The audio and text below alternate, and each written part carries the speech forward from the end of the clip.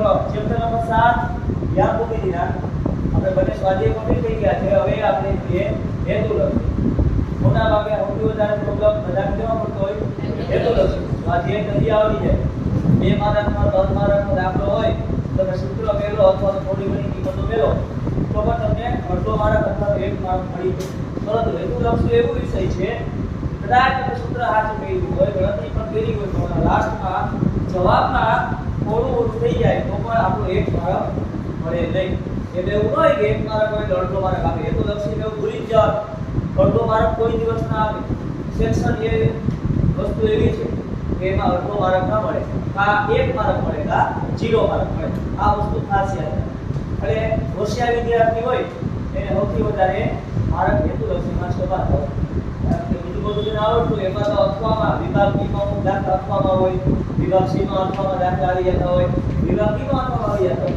વિભાગ એમાં અથવા હોતું નથી બરાબર તો હવે શરૂ કરીએ કે એક છે xy નું ઉગમ બિંદુથી અંતર ખાલી જગ્યા છે હવે જો આપણે એક બિંદુ આપ્યું છે અને એના યામ આપ્યા આપણને xy ને બીજું બિંદુ એવું કીધું છે ઉગમ બિંદુ તો આપણે ઉગમ બિંદુની વાત કરીએ તો ઉગમ બિંદુના યામ હંમેશા માટે ક્યાં હોય 0 અને 0 હોય કે ન હોય અથવા તો અહીંયા તમને કદાચ ઉગમ બિંદુ જગ્યાએ આમ આપી દે 0 0 અને આ ના આપ્યા હોય કે ખાલી ઉગમ બિંદુ આપે તો ખાસ યાદ રાખવાનું કે યામ ક્યાં હોય હંમેશા માટે 0 0 હોય ક્યાં હોય હા એક મને x અને y મળી ગયા ને બીજા યામ મને ઉમેર્યા 0 0 મળ્યા તો હવે આપણે અંતર ગોતવાની વાત છે તો કોનો ઉપયોગ થાય અંતર સૂત્રનો ઉપયોગ થાય કે ન થાય તો આપણે અંતર સૂત્ર જાણીએ છીએ સૂત્ર શું છે અંતર સૂત્રનું વર્ગમૂળથી કરીએ પણ ડાયરેક્ટલી કરીએ તો આપણે x2 - x1 નો વર્ગ y2 -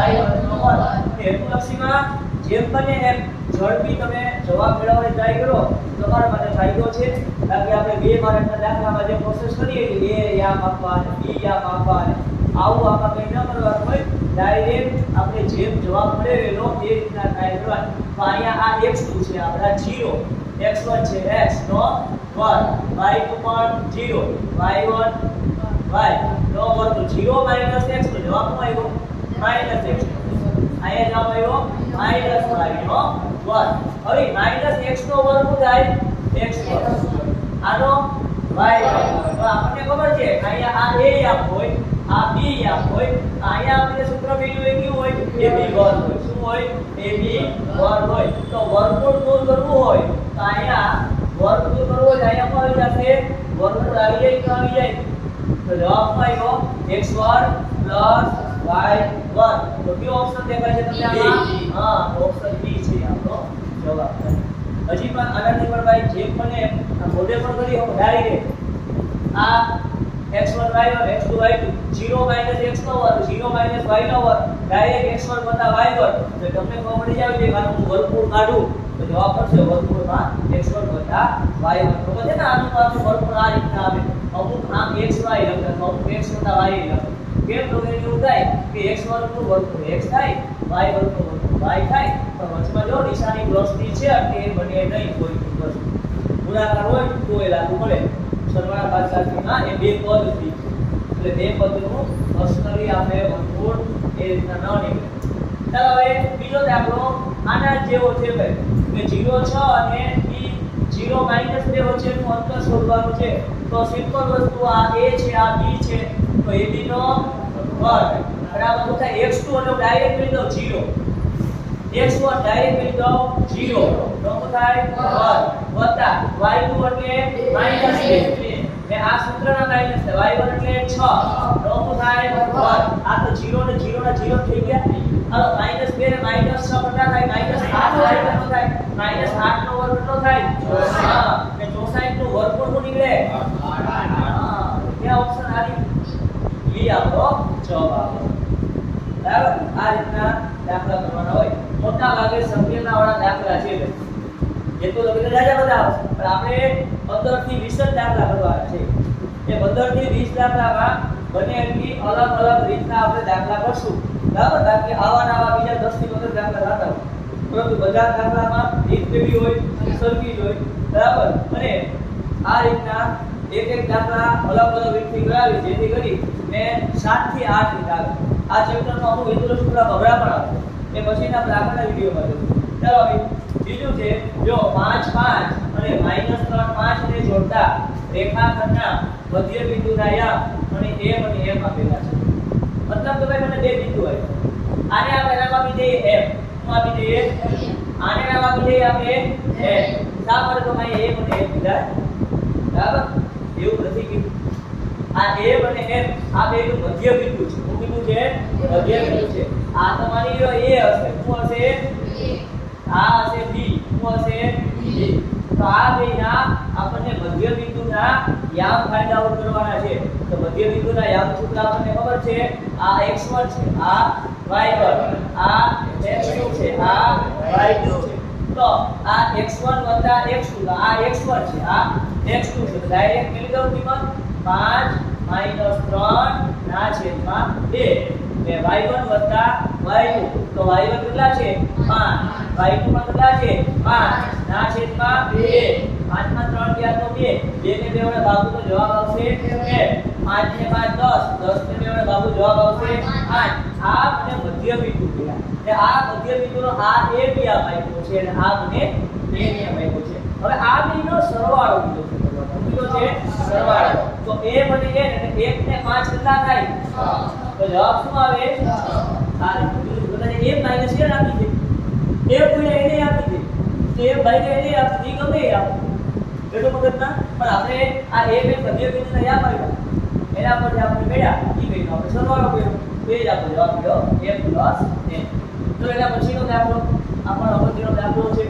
થોડો ટાઈમ આપણા ભણ્યા પછી વધારે લાગે આવા દાખલા આવે. બરાબર? આપણે સ્વાધ્યાય 7.1 માં જે અંતર સૂત્રનો દાખલો કર્યો તો આપણે અંતર 10 આપેલું હતું. એના ઉપરથી આપણે y યામ ફાઇન્ડ આઉટ કરવાના હતા. એ રીતનો દાખલો છે.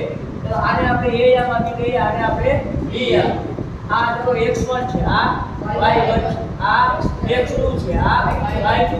ફાઇન્ડ આઉટ કર્યું કે ab નો વર્ગ બરાબર x2 - x1 નો વર્ગ પ્લસ y2 - y1 નો વર્ગ. ચલો x2 કેટલા આવ્યા મને? 2 આવ્યા. x1 2 નો વર્ગ વત્તા y2 0 ને y1 3. પરંતુ અહીંયા જો અંતર મને આપ્યું કેટલું આપ્યું? 3. કાયા ઉપર રાખો 3 નો વર્ગ. ચલો 3 નો વર્ગ શું થાય? 9. હવે જો આ a - b નો વર્ગ છે. મતલબ કે a - b નો વર્ગ એટલે દ્વિતીય સમ. તો શું થાય? પહેલા પદનો વર્ગ -2 ગુણ્યા પેલું પદ ગુણ્યા બીજું પદ વત્તા બીજા પદનો વર્ગ. અને 0 - 3 એટલે -3 અને -3 નો વર્ગ શું થાય? 9 થાય. તો અહીંયા સાદુરૂપ આપીએ a વર્ગના a વર્ગ 2 * 2 = 4 a નો વર્ગ 4 વત્તા 9. હવે અહીંયા 9 આપ્યા નથી કા? અને અહીંયા 9 છે, અહીંયા 9 છે. 9 9 હા તો ભાઈ શું ભાઈ? a વર્ગ - 4a + 4 બરાબર 0. હવે બહુપદી આવી. શું આવી? હા નાના હું પાડવા પડે આપણે અવયવ પાડવા પડે. અવયવમાં તો કે ભાઈ પ્રથમ પદ અંતિમ પદના સહગુણકનો ગુણાકાર કેટલો થાય? 4 થાય. 4 ના એવા ભૈયા લોકો પણ સરવાળો કરીને -4 આવે તો કે 2 * 4 તો -2 ને -2 કેટલા થાય? હા -4 થાય કે ન થાય? તો ચાલો અહીંયા લખી રાખું a વર્ગ માઈનસ બોલો જઈ 2a માઈનસ પ્લસ બરાબર 0. હાલો તો હવે આ બેમાંથી સામાન્ય a અહીંયા બેટા a - 2 અહીંયાથી સામાન્ય 2 અહીંયા બેટા a - 2 બરાબર 0. તો પેલો અવયવ a - 2 બરાબર એ 0 અને બીજો અવયવ એ a - 2 બરાબર એ 0. તો મને a ની કિંમત કેટલી મળી? 2. હોવી મળી. પરંતુ હજી પણ આ દાખલો બીજી રીતે તમે થઈ શકો. માની લો અહીંયા સુધી આપણે અવયવ મળ્યા. હવે આપણે આટલું નથી કર્યું.